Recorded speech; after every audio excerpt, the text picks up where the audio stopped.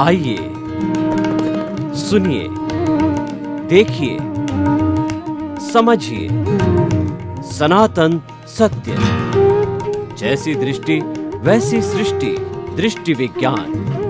कुदरत, कुदरती रचना एवं कुदरत के कानून से शाश्वत सुख की प्राप्ति। जोधपुर के परम पूज्य महात्मा उपासक प्रोफेसर डॉक्टर सोहन राज तातेड़ के निर्देशन में सनातन सत्य। जैसी दृष्टि वैसी सृष्टि, दृष्टि विज्ञान।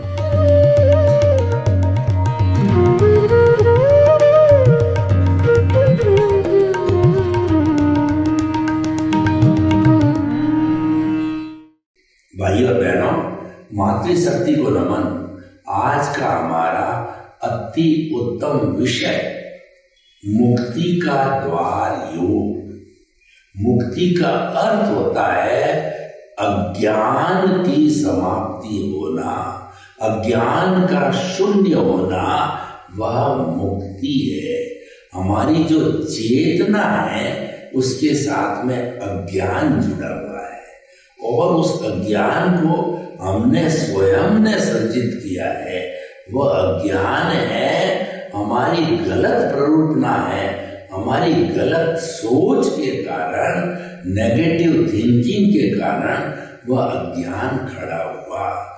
अगर हम उस अज्ञान को विज्ञान के द्वारा समाप्त कर देते हैं तो हम मुक्ति को चले जाते हैं। देखिए कि अज्ञान, ज्ञान और विज्ञान, यानी कि अगर हमारी सोच वह अगर रेगुलर कंटिन्यूअस जो सतत एक सी चलती रहे तो यह ज्ञान विज्ञान में बदल जाता है। और अगर ही हमारी सोच सतत गलत चलती रहे, फाल्स चलती रहे, तो वह ज्ञान अज्ञान के अंदर बदल जाता है। हम इसको और आगे जो है अच्छी तरह से देखेंगे कि किस तरीके से जो है यह ज्ञान अज्ञान में बदलता है, विज्ञान में बदलता है और विज्ञान का अर्थ ही मुक्ति है। तो इसीलिए मुक्ति का द्वार योग। योग को अर्थ होता है जोड़ना। हमने बचपन के अंदर जब संख्याओं को जोड़ा कि 3 + 5 = 8, 4 + 4 = 8, 7 + 1 = 8, तो ये जो जोड़ना है ये योग कहलाता है। तो ठीक उसी तरीके से हम अगर मुक्ति को जानना चाहते हैं तो हमें योग का सहारा लेना पड़ेगा। किसको जोड़ना है? Mind, body and soul. तीनों अगर जुड़ जाएंगे तो ये योग विज्ञान बन जाएगा और हमेशा जुड़ते रहेंगे तो यह मुक्ति का द्वार बन जाएगा। अब ये तीनों जुड़ते कैसे हैं? माइंड का मतलब मन और बॉडी का मतलब शरीर और आत्मा का मतलब सोल। देखिए, जब हमारे मस्तिष्क के अंदर सुविचार आते रहेंगे, अच्छे विचार आते रहेंगे, सकारात्मक सोच आती रहेगी, तो हमारा जो ये बॉडी है ये पिछले जन्म के कर्म के भुगतान के लिए मिला है। ये भुगतान है, ऑटो मोड से चल रहा है, इसको परिणाम कहते हैं। परिणाम को पुरुषार्थ समझना यह ज्ञान है और परिणाम को परिणाम समझना ये ज्ञान है।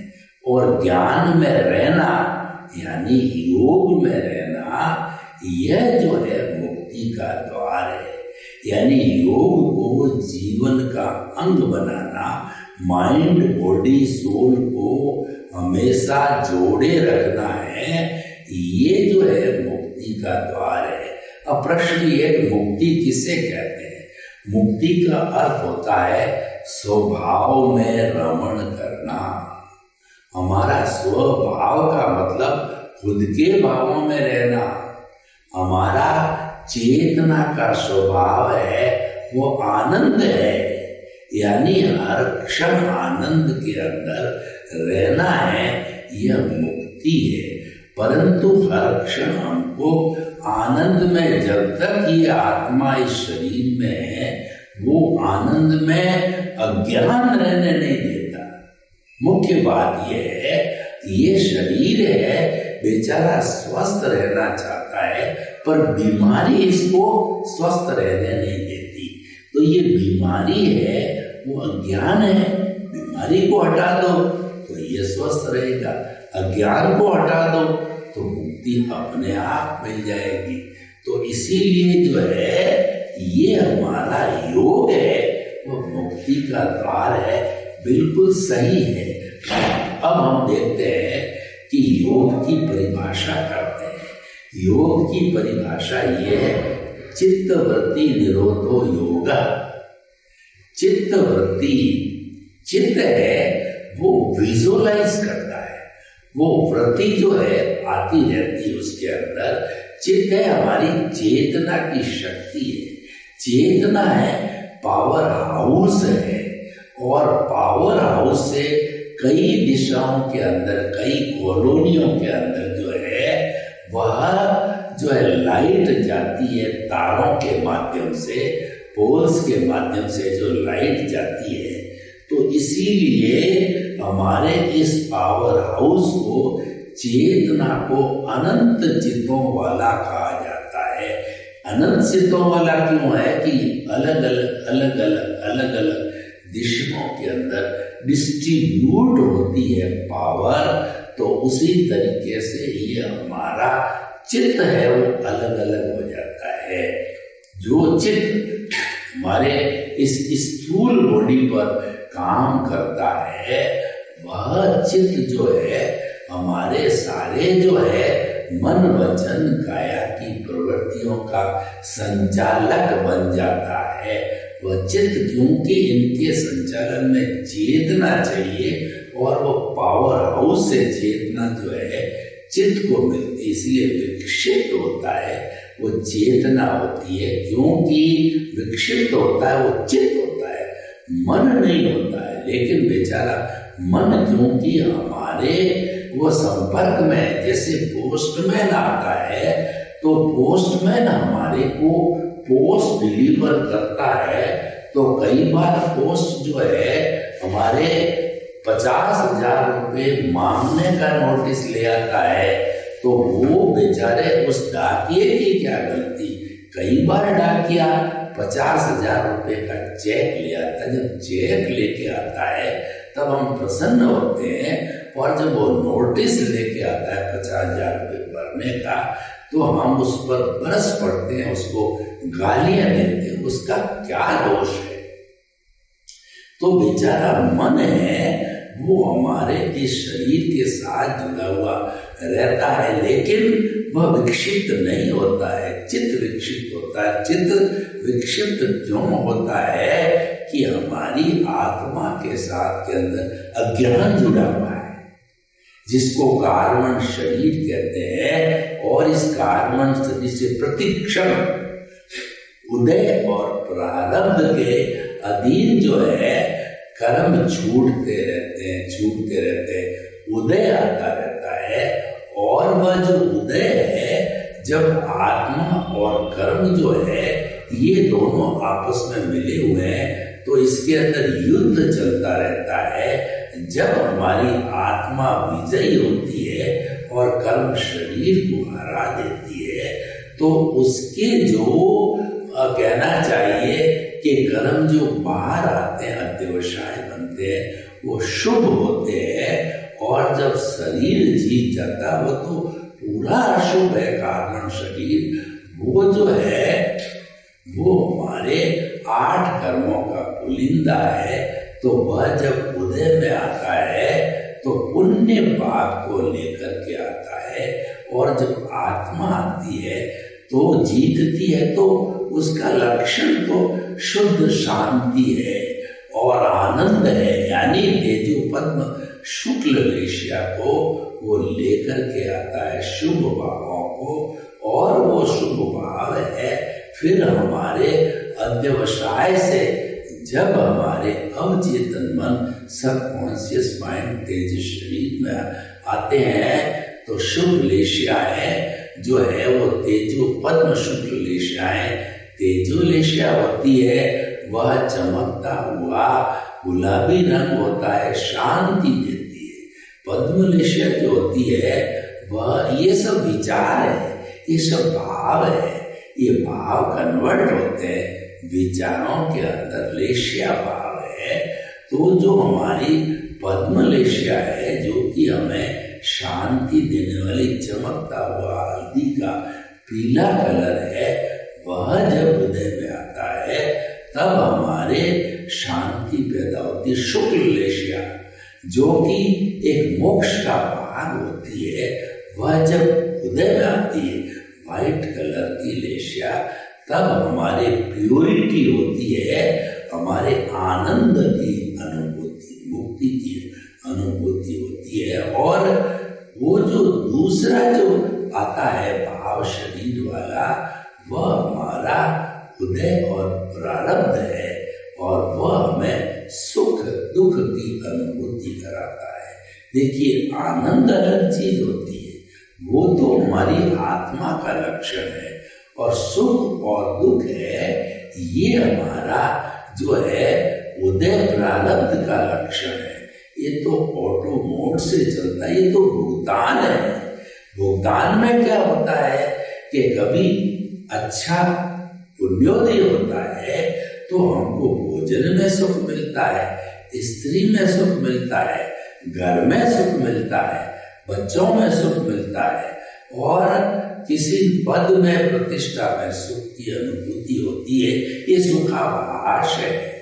और पापोदय होता है तो हमारे को दुख की अनुभूति इन चीजों के द्वारा, संतान के द्वारा कहिए, या जो है हमारा भोजन अशुद्ध भोजन मिल जाता है, उसके द्वारा मकान अच्छा नहीं मिलता, झुग्गी झोंपड़ी मिलती है। तो ये चीजें, ये दुखाभास है। सुख और दुख काल्पनिक होते हैं, आनंद स्थायी होता है, आत्मा स्थायी है, उसका लक्षण स्थायी है, उसका गुण स्थायी है। गुण है वो गुणी से कभी अलग नहीं होता है। और ये जो सुखाभास ये तो टेम्परेरी है, ये अवस्था से जुड़ा हुआ है, ये आने वाला है, जाने वाला है। ये सुख और दुख जाने के लिए आया है, ये स्थायी नहीं है। ये तो जा रहा है, सुख जा रहा है, दुख जा रहा है, आयुष्य कर्म का आयु ज्यादा जा रही है, आंखों की ज्योति जा रही है, शरीर कमजोर हो रहा है, क्योंकि ये तो जड़ पदार्थ है, ये तो उदय के अधीन है। इसीलिए हमेशा ध्यान रखो कि जो हमारा उदय है और प्रारब्ध है, उस उदय और प्रारब्ध को ये परिणाम है। परिणाम को जो है पुरुषार्थ समझना अज्ञान है, और परिणाम को परिणाम समझना जो है ये ज्ञान है। और जैसा मैंने अभी बताया, सतत ज्ञान में रहना, ज्ञान की साधना करना, ज्ञान को भूलना नहीं। केंद्र के अंदर जो ज्ञान का स्रोत है, यानी हमारा आज्ञा चक्र कहिए, दर्शन केंद्र कहिए, आत्मा को भीतर जाने का बिंदु कहिए, या पिनियन ग्रंथि का चैतन्य केंद्र कहिए, वहां पर अगर हमारे आनंद के स्रोत को बिठा देते हैं, प्राण प्रतिष्ठा कर देते हैं, तो उसके सार के अंदर उसके गुण सम्यक ज्ञान, सम्यक दर्शन हर क्षण हाजिर रहेंगे। और हाजिर रहेंगे तो वैसा काम कराएंगे और वैसा उनका डेवलपमेंट होता रहेगा। तो इसीलिए देखिए हम इसको योग से जोड़ा। योग के अंदर हमने क्या बोला? मन, शरीर और आत्मा।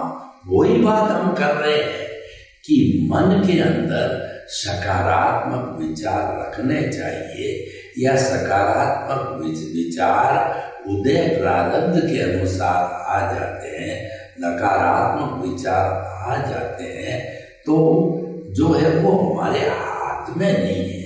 तो उसको मन में जो सकारात्मक नकारात्मक आ रहे हैं, हमारे साथ में सुख दुख घटित हो रहा है, जो हमारा उदय प्रारब्ध है उसको कुदरती रचना मानना, ये तो ऑटो मोड से चलता है, मेरे हाथ में ये नहीं है, ये तो नियति के हाथ में है, ये तो कुदरत के हाथ में। यानी कुदरती संयोग जुटाती है और कुदरत भी बेचारी हुआ सो न्याय करती है। कुदरत अपनी तरफ से पक्षपात नहीं करती है।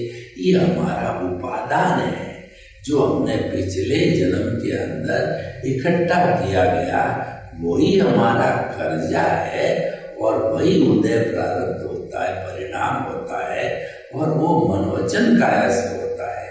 इसीलिए मन वचन काया तथा उससे जुड़ी हुई हर अवस्था मात्र कुदरती रचना है और वो व्यवस्थित है, वो फिक्स्ड है, वो जड़ है और वो अवस्था होने के कारण विनाशी, वो जा रही है, जा रही है, जा रही है, जा रही है। तो जब जा रही है तो वो सुख दुख स्थायी कैसे हो सकता है? वो तो टेम्परेरी है, क्यों? अवस्था मात्र टेम्परेरी है।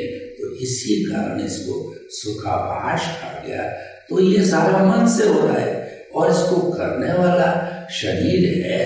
और तीसरा हमारा तत्व है आत्म तत्व।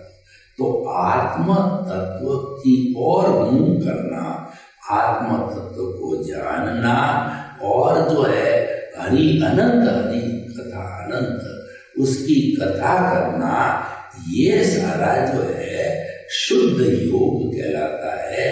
और शुद्ध योग के द्वारा क्या होता है, हम चेतन तत्व से केंद्र में चेतन है, एक में हो जाते हैं और उसमें पुरुषार्थ के घटक हमारे साथ बन जाते हैं। केंद्र में तो चेतना है और जहां पर केंद्र होगा तो निश्चित तौर पे परिधि होगी।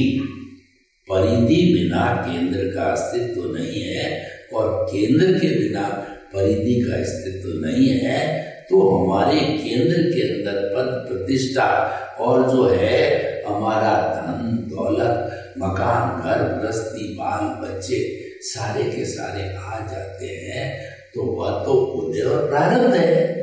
जो हमारी कहना चाहिए परिधि है, वह तो उदय और प्रारब्ध है, वो मैकेनिकल मोड से चलता है। तो उस मैकेनिकल मोड से चलने को उसी रूप में मानना, कुदरती रचना मानने के लिए जो है हमें हमारे पुरुषार्थ के सहयोगी जो है वो है निमित्त निर्दोष अकर्ता और शुद्ध आत्मा। देखिए कि जो अज्ञान है वह है मिथ्या ज्ञान, मिथ्या दर्शन और मोहनीय कर्म। सबसे पहले मोहनीय कर्म जो है वो राजा है, मोहनीय कर्म सेनापति है। सबसे पहले इसको जीतना होता है, क्योंकि कर्मों का बंधन कराने वाला यही है मोह। जो हमारे क्रोध, अहंकार, माया, लोभ है, वो मोहनीय कर्म का संसार है। तो सबसे पहले हमें इस पर अंकुश लगाना है। तो अंकुश लगाने के लिए जो है हमें जो सहारा लेना पड़ता है वो नो ऑनरशिप नो डूअरशिप। इसका मतलब हम तो जो है हमारा जितना भी ये उदय प्रारब्ध चल रहा है उसकी मालिक तो कुदरत है। तो हम तो ये मानना कि अब कुदरत के सफर हैं, कुदरत के गेस्ट हैं और जो है कुदरत के जो है यूजर हैं, हम मालिक नहीं हैं। नो ऑनरशिप कर दिया और संचालन करने वाली कुदरत है, व्यवस्थित शक्ति, साइंटिफिक सर्कमस्टेंशियल एविडेंसेज है।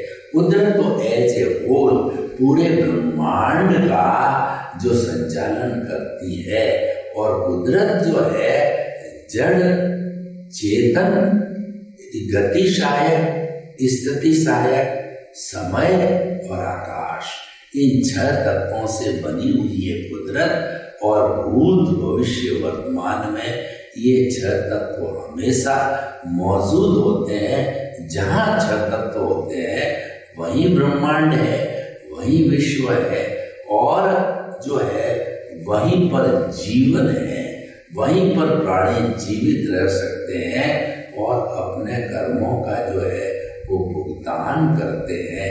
इसके बाहर चंद्रमा है, या जो हमारा मंगल ग्रह जहाँ कहते हैं कि जीवन की संभावना है, अभी प्रूव नहीं हुआ है, और संभावना के बाद अगर प्रूव भी हो जाता है तो जहाँ कहीं भी जीवन होगा वहाँ पे ये 6 तत्व कुदरत का होना जरूरी है। तो इसके लिए इस जो ये 6 तत्व है और इसकी जो हर वक्त अवस्था बदलती है, तो उस अवस्था को कुदरती रचना कहते हैं।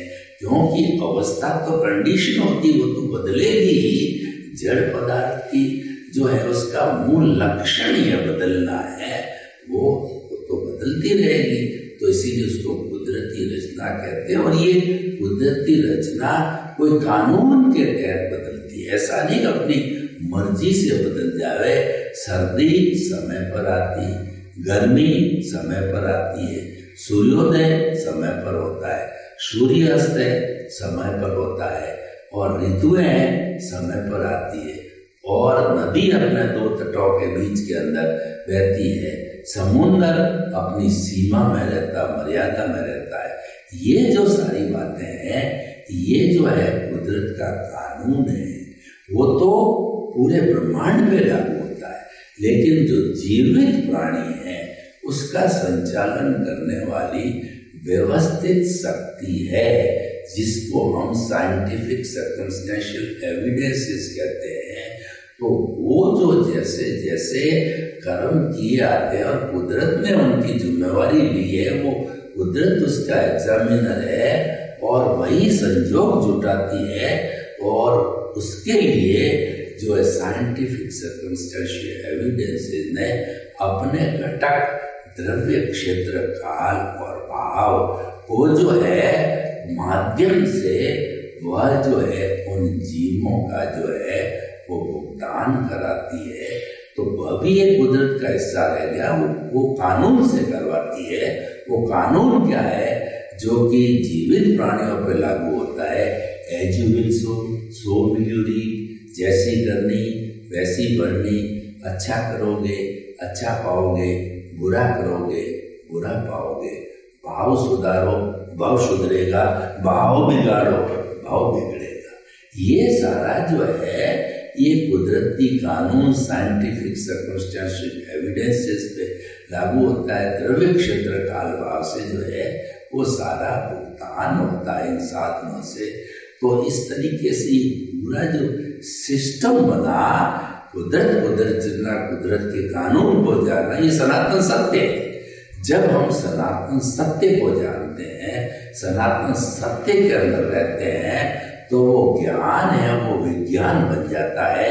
और जैसा हमने बताया कि योग मन और शरीर, माइंड, बॉडी एंड सोल है, तीनों हमेशा एक लाइन के अंदर एकता में रहते हैं, सिंक्रोनाइज रहते हैं, कोई एक दूसरे का उल्लंघन नहीं करते हैं। मन सकारात्मक सोचेगा और जो हमारा शरीर है उसका कुदरती रचना के अनुसार भुगतान कराएगा। और हमारा भीतर विराजमान आत्मा है, जो भगवान है, ईश्वर है, उसको जो है हम स्वयं के द्वारा स्वयं को यानी ज्ञान के माध्यम से उसको देखते रहेंगे। यानी कि हम जो है योग का पालन करते रहेंगे तो वह ज्ञान है वो विज्ञान में बदल जाएगा। तो भाइयों और बहनों, हमने जो है योग को मोक्ष का द्वार सही कहा गया है। और वैसे देखा जाए तो हमारे ऋषि मुनियों ने योग को पढ़ा, योग को लिखा, योग का जीवन जिया और उन्होंने जो है नदी के किनारे प्रकृति की गोद में अपने अपने आश्रम बना करके और वहाँ पर सम शम और सम की संस्कृति जो योग की संस्कृति कहलाती है। सम का अर्थ होता है समता भाव, सुख दुख को एक सा मानना, उसको परिणाम मानना, पुरुषार्थ नहीं मानना, उसको जो है वो कुदरती रचना मानना जो है वो हमारा जो है वो सारा उसके द्वारा होता है। तो भाई और बहनों, उन्होंने ये सम की स्थिति, समभाव की स्थिति, कुदरती रचना में विश्वास करना, ये समभाव है। और जो है शम का मतलब शमन करना। किसका शमन करना? अज्ञान का शमन करना। जब शमन होता जाता है और शम लगता उसमें, तो योग की सिद्धि हो जाती है। सर्वे भवन्तु सुखिनः, सर्वे सन्तु निरामयाः। लोग के जीवों को सुख मिले, शांति मिले, आनंद मिले, प्रेम मिले, सौहार्द मिले और सभी हम योग का और समभाव का जीवन जीव करके शाश्वत सुख को प्राप्त करें। आपके प्रति शुभकामना। ओम शांति।